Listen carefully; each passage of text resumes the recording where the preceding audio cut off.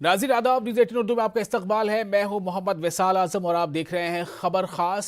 नाज़रीन, दिल्ली पुलिस एक दफा फिर जबरदस्त पुलिस को फटकार लगी है, बल्कि यूं कहा जाए कि दिल्ली पुलिस को लगातार ही अदालत की जानिब से लताड़ लगाई जा रही है। गुज़िश्ता साल फरवरी महीने में हुए दिल्ली फसादात के मामले में अदालत में लगातार समाअतें हो रही हैं और अब तक समाअत के दौरान एक नहीं कई बार अदालत ने दिल्ली पुलिस की कारकर्दगी, तहकीकात, तरीक़ाकार और तर्ज अमल, यहां तक कि नीयत पर भी सवाल उठाए हैं। यह वही दिल्ली पुलिस है जिस पर अदालत ने जुर्माना तक आयद कर दिया था। इसी दिल्ली पुलिस के बारे में अदालत ने यहां तक कह दिया कि मुल्क में टैक्स अदा करने वालों के पैसों को दिल्ली पुलिस अपने तर्ज अमल से बर्बाद कर रही है। तो क्या दिल्ली पुलिस अपने इन तमाम मामलों में संजीदा नहीं है? आखिर दिल्ली पुलिस ने जो 750 मुकदमे दर्ज किए थे, उन मुकदमों के दर्ज किए जाने के पीछे मंशा क्या थी? अगर पुलिस ने चार्जशीट दाखिल करने में ताखीर की, अगर दाखिल की तो कई मामलों में पुलिस ने एफआईआर दर्ज नहीं की। अदालत के हुक्म के बाद एफआईआर दर्ज होती है, एफआईआर दर्ज हो गई तो तहकीकात शुरू नहीं हुई। ऐसे तमाम मामले कई सवाल खड़ा करते हैं और आज हम इसी खास मौजू पर गुफ्तगू करेंगे कि आखिर अदालत की नजर में दिल्ली पुलिस बार बार अपने इम्तिहान में नाकाम क्यों हो रही है।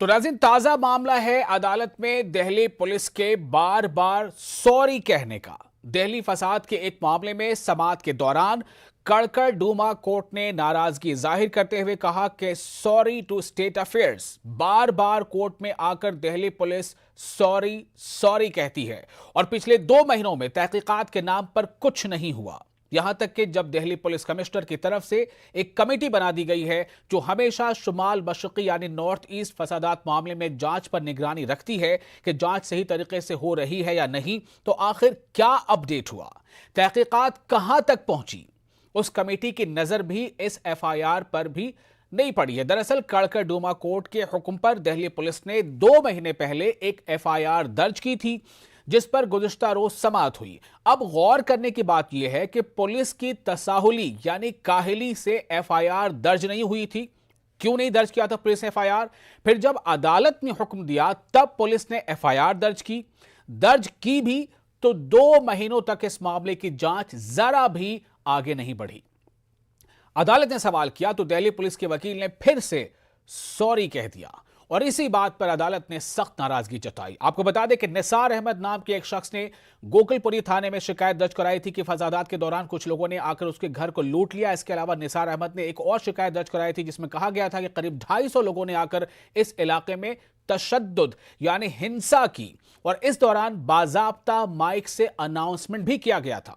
इस बाबत गोकुलपुरी एसएचओ ने दोनों शिकायतों को मिलाकर एक एफआईआर में क्लब कर दिया था, जिससे मायूस होकर कंप्लेनेंट ने अदालत का दरवाजा खटखटाया था, जिस पर समाअत के बाद अदालत ने दोनों शिकायतों को अलग अलग एफआईआर दर्ज करने का दिल्ली पुलिस को हुक्म दिया था। एक तो अदालत की फटकार के बाद पुलिस ने एफआईआर दर्ज की, एफआईआर दर्ज कर ली तो 2 महीने के बाद जब समाअत होती है तो दिल्ली पुलिस के वकील कहते हैं कि I am sorry to state affairs और अदालत इसी पर नाराज हो जाती है।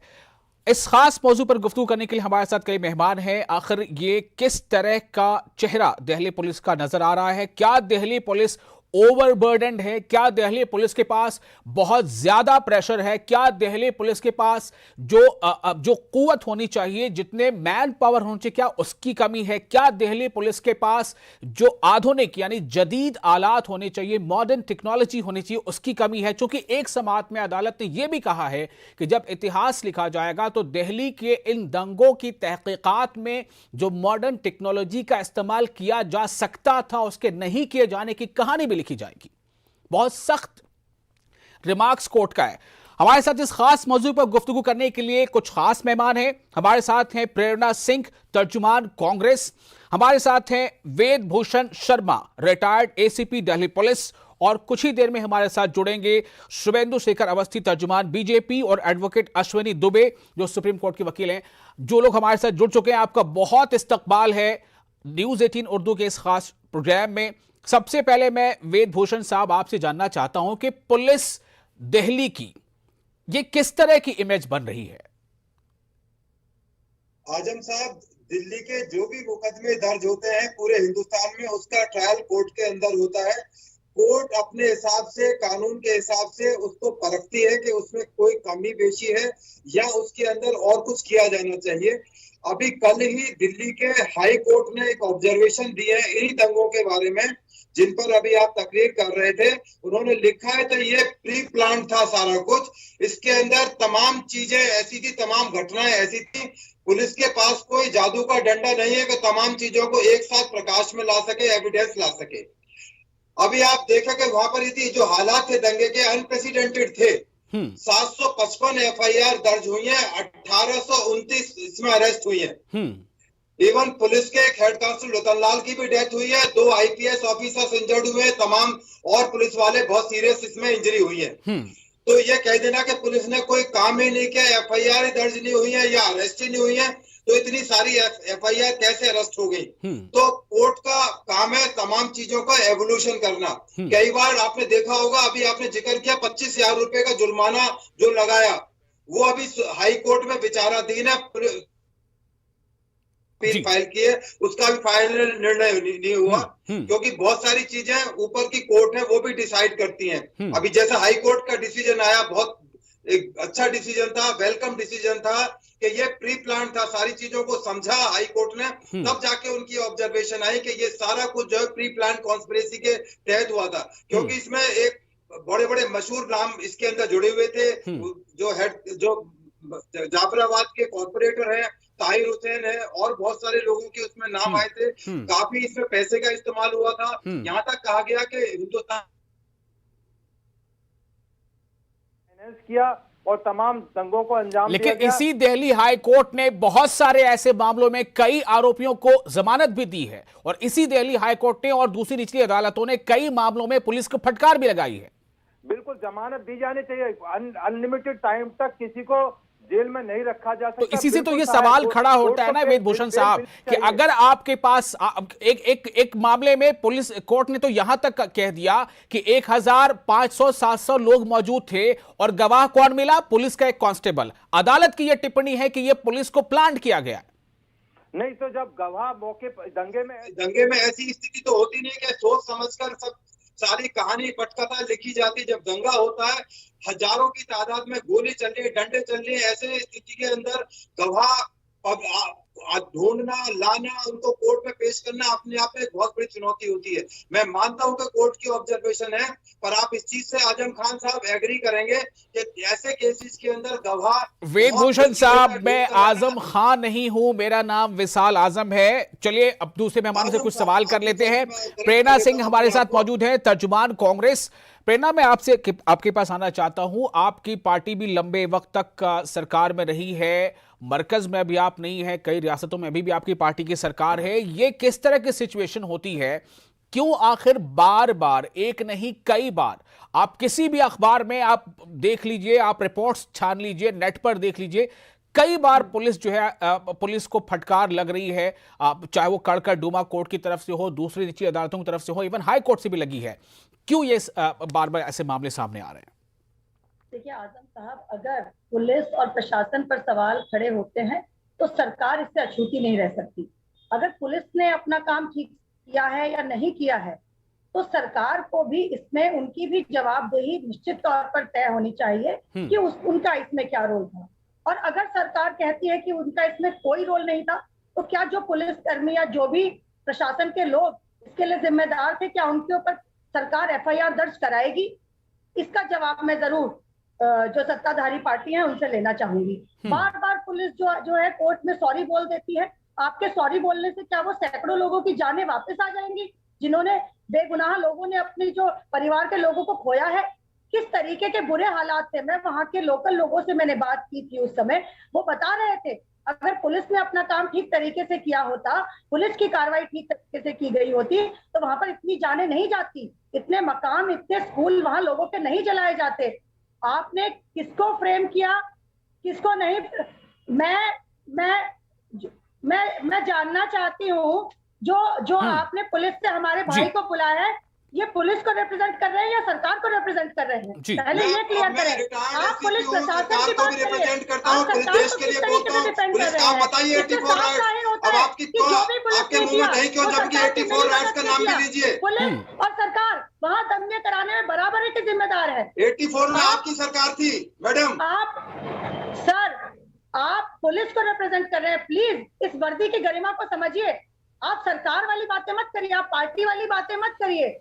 आपकी जवाबदेही दिल्ली पुलिस की तरफ से बनती है। आप अपना जवाब की जवाबदेही सैकड़ों लोगों की तरफ उनकी जाने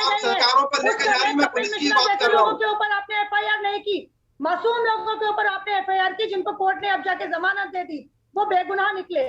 मगर आपने सही तरीके से कार्रवाई की होती तो सैकड़ों लोगों को मरना नहीं पड़ता। जमानत होना बेगुनाह नहीं होती। आपको किसने कहते थे बरी हो गए? आपको किसने कहा बरी हो गए? हो आप प्रशासन में किसने कहा आपको बरी हो गए? जमानत मिलना बेगुनाही नहीं साबित करता। दिल्ली का क्या हाल बना दिया आप 84 में क्या हुआ था? 84 में ये वेदभूषण शर्मा साहब, हमारे पास 25 मिनट का वक्त है। मैं 84 की बात अभी नहीं कर सकता। प्लीज आप फरवरी 2020 की बात कर लीजिए। आपको जो कहना है पुलिस के दिफा में आप कहिए, लेकिन इसी मौजू पर यहाँ पर दिल्ली दंगों को डिस्कस कर रहे हैं। आप एक जिम्मेदार पद पे हैं, आपको जवाब देना पड़ेगा कि इतने लोगों की जानें क्यों गई, कैसे वो दंगा भड़का, आपकी पुलिस क्या कर रही थी। और जब कोर्ट ने भी आज आपको फटकार लगाई, आप मुझसे 84 के दंगों के बारे में पूछ रहे हैं। शर्म आनी चाहिए आपको। चलिए मैं थोड़ा रुख करूंगा। हमारे साथ एक और मेहमान है, शुभेंदु शेखर अवस्थी, तर्जुमान बीजेपी।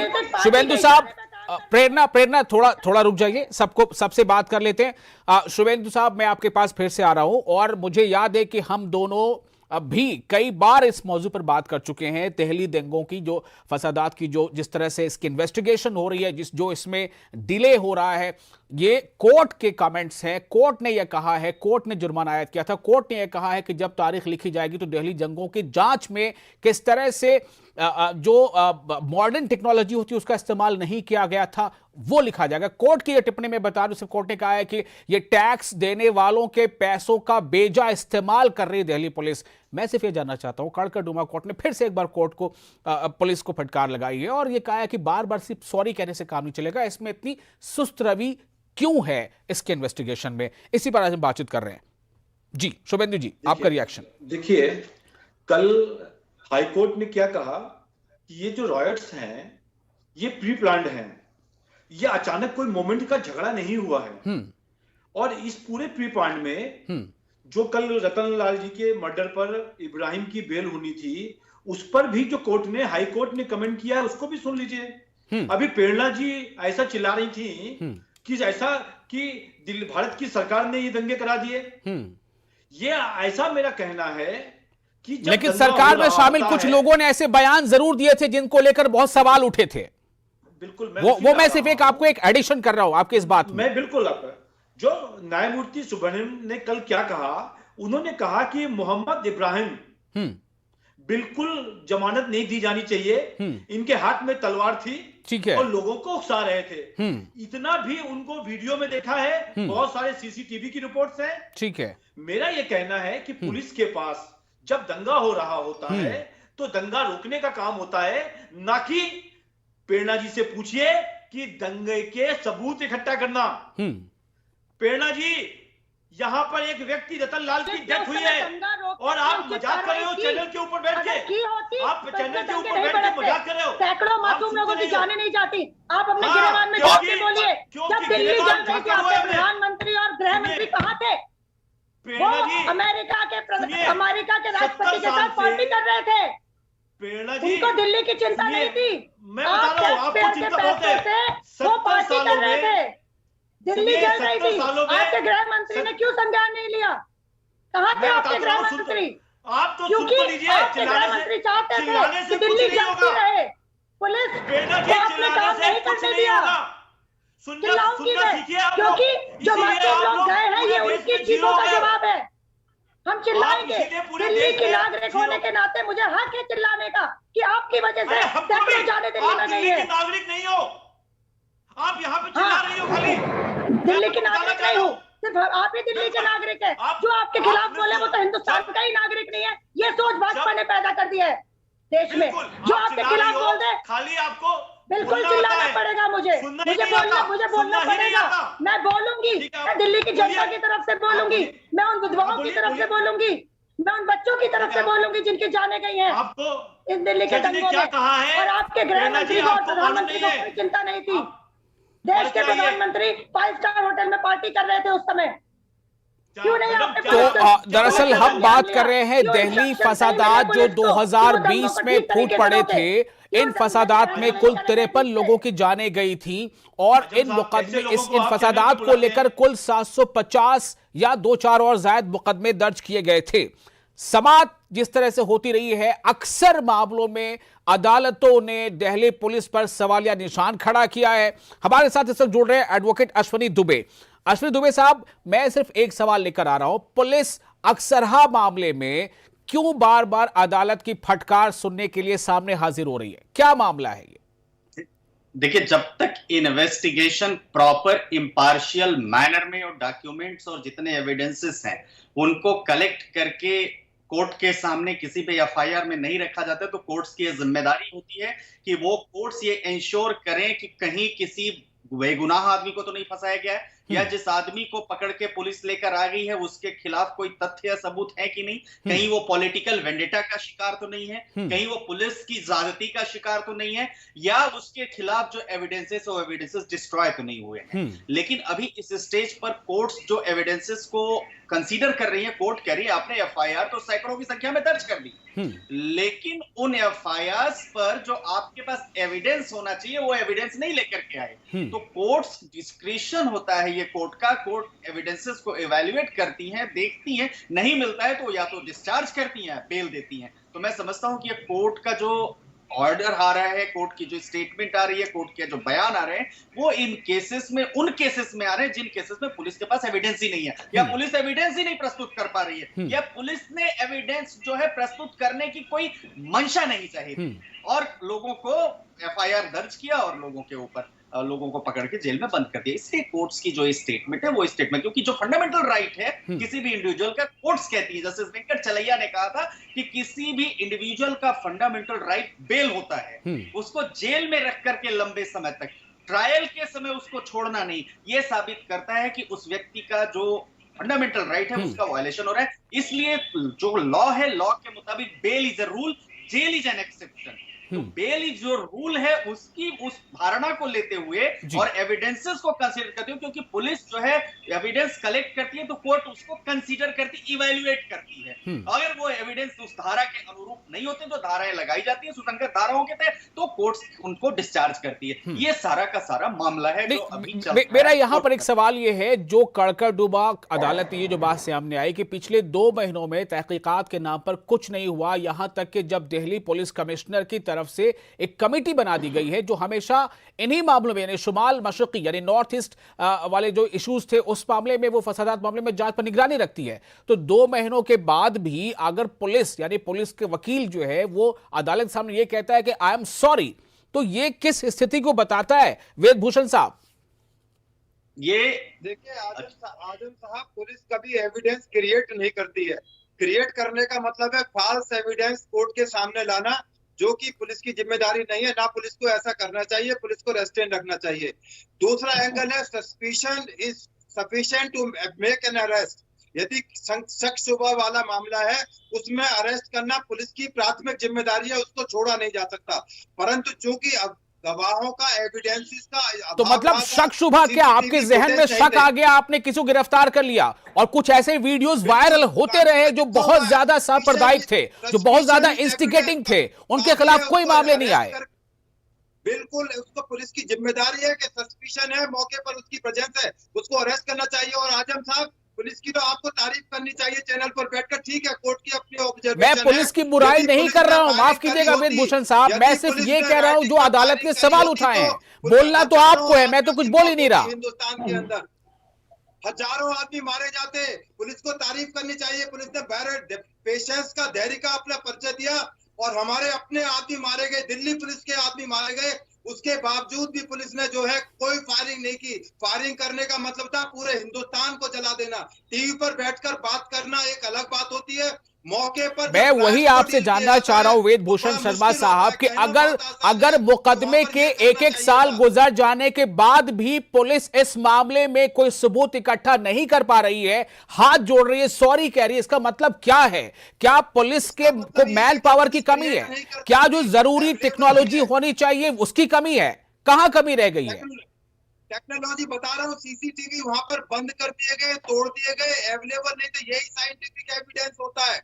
इसके अलावा और आप बता दीजिए कौन सा एविडेंस होता है? मैं क्या बताऊंगा, एडवोकेट साहब हमारे मौजूद हैं, एडवोकेट अश्वनी दुबे, आप बताएं इस बारे में कि पुलिस पर आखिर किन हालात में यह जरूरी होता है, क्यों अदालतें बार बार फटकार लगा रही हैं?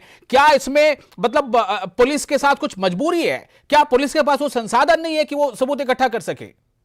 सारे सबूत इकट्ठे अश्वनी साहब, मौके सर संसाधन भी है पुलिस के पास, और पुलिस ने देखिए इस मामले में बहुत प्रिवेंटिव, प्रॉम्प्ट और इमीडिएट एक्शन लिया, तो पुलिस के इस काम की तारीफ भी होनी चाहिए। मैं आपको बताऊं, आपके टीवी चैनल के माध्यम से बताना चाहूंगा कि पुलिस ने जिस तरीके से दो समुदायों के बीच झगड़ों को तुरंत रोका था और कम समय के अंदर उसको कंट्रोल किया था, इसमें पुलिस की तारीफ होनी चाहिए। होता क्या है, जब मास लेवल पर एफआईआर दर्ज होती हैं और जो प्राइमरी एविडेंसेस आते हैं, क्योंकि उस समय एविडेंसेस, कई सारे ऐसे एविडेंसेस भी होते हैं जो लोग बताते हैं कि वो भी था मौके पर मौजूद, या फुटेज में आ जाते हैं, या कोई क्लिक मिलता है, कोई लिंक मिलता है, उसके आधार पर वो देख करके पुलिस उनको सस्पेक्ट को, क्योंकि क्रिमिनल लॉ में वेद भूषण जी भी बताएंगे, वो दिल्ली पुलिस के बड़े अधिकारी भी रहे, कि सस्पेक्ट, एक्यूज्ड और कन्विक्ट 3 स्टेज होती हैं। तो सस्पेक्ट की स्टेज पर क्रिमिनल प्रोसीजर कोड में वो प्रोविजंस, वो पावर्स पुलिस के पास दिए हैं, जिसके मुताबिक प्रिवेंटिव एक्शन लेने के लिए पुलिस किसी को भी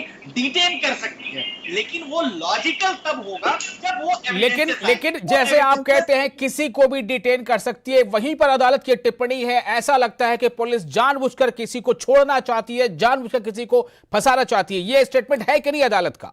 देखिए बिल्कुल ये स्टेटमेंट है डैमेजिंग, ऐसा कहीं नहीं कहा है, कोर्ट ने ऐसा कहीं नहीं कहा। प्रेरणा, मैं आपके पास आना चाहता हूं, सवाल इस बात को लेकर है, पुलिस अगर अपना काम कर रही है, उसे कुछ ताखीर हो रही है, अदालत अपना काम कर रही है, अदालत पुलिस से डिमांड कर रही है कि अगर आपने एक्यूज बनाया है, आपने चार्जशीट दाखिल की है, तो आप सबूत इकट्ठा कीजिए। प्रेरणा, आप कुछ कहना चाह रही हैं?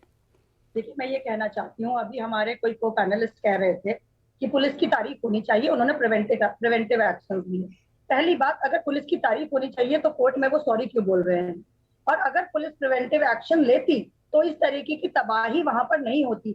लोगों की नेम प्लेट देखकर उनके घर जलाए जा रहे थे। हमने ग्राउंड पे जाके जायजा लिया था उस सिचुएशन का, कितनी खराब सिचुएशन थी, लोग घर से निकलने से डर रहे थे। बहुत सारे डॉक्टर्स और बहुत सारे स्कूल्स, बहुत सारे डॉक्टर्स के घर जला दिए गए, बहुत सारे स्कूल्स जला दिए गए। देखिए, भाजपा के हमारे जो साथी हैं उनको शायद इस तरीके के दंगों की आदत है। गोधरा में लोग मरते हैं, उनको कोई फर्क नहीं पड़ता। अभी अब दिल्ली पर ही रहेंगे, कहीं गोधरा या कहीं और नहीं जाएंगे। शुभेंदु अवस्थी साहब, आपका कमेंट। फर्क नहीं पड़ता। शुभेंदु अवस्थी साहब, आपका कमेंट। प्रेरणा जी के पास कोई विषय नहीं है। प्रेरणा जी, आप सुन भी लिया करो। प्रशासन जी, आप सुन भी लिया करो, कमी की वजह से मरता है। प्रेरणा जी, उसके लिए जिम्मेदारी तय होनी चाहिए। प्रेरणा, शुभेंदु को सुन लीजिए जरा। शुभेंदु जी कुछ बोल रहे हैं। जी शुभेंदु जी बोलिए। देखिए, सीसीटीवी के पूरे कैमरे तोड़े गए। किन लोगों ने तोड़े? जो कैमरेस में मिल सके, तलवार लेके जो लोग मार रहे हैं, लाठी डंडों से उन्होंने रतन लाल हेड कांस्टेबल की हत्या कर दी। और आप प्रेरणा जी यहाँ चैनल पे आके कि आपको कितना दुख हुआ? शुभेंदु जी जो है, आपको सुनिए प्रेरणा जी, आपसे नहीं पूछा मैं, बिल्कुल नहीं पूछा। कैमरे तोड़ते हुए वर्दी वाले भी देखे गए हैं। मैं भी ये बात आपको एडिशन यहाँ शामिल कर देता हूं। यहाँ पर आप कहें तो मैं वीडियोस दिखा दूंगा, लेकिन मेरा सवाल सिर्फ ये है कि जब अदालत किसी बारे में सवाल इकट्ठा करती है पुलिस पर, तो क्या, मेरा सिर्फ ये सवाल, क्या पुलिस के पास मैन पावर की कमी हो रही है? क्या पुलिस को और संसाधन चाहिए? आजम साहब, मैं एक चीज बताऊं कि कोर्ट में 1.5 करोड़ केसेस पेंडिंग है। आप फौरन क्वेश्चन पूछ सकते हैं कि 8-8 साल क्यों लगते हैं एक एक केस को करने के लिए? उसके पास चूंकि वो कोर्ट है जज है, जज जो क्वेश्चन पूछेगा तो हमको केवल सॉरी बोलने का ऑप्शन है, कोई और ऑप्शन नहीं है। इसलिए हमारी जो पुलिस है, हिंदुस्तान की जो पुलिस है, कोर्ट को कोर्ट मानती है, न्यायाधीश मानती है, इसलिए बड़ा सॉफ्ट रहती है।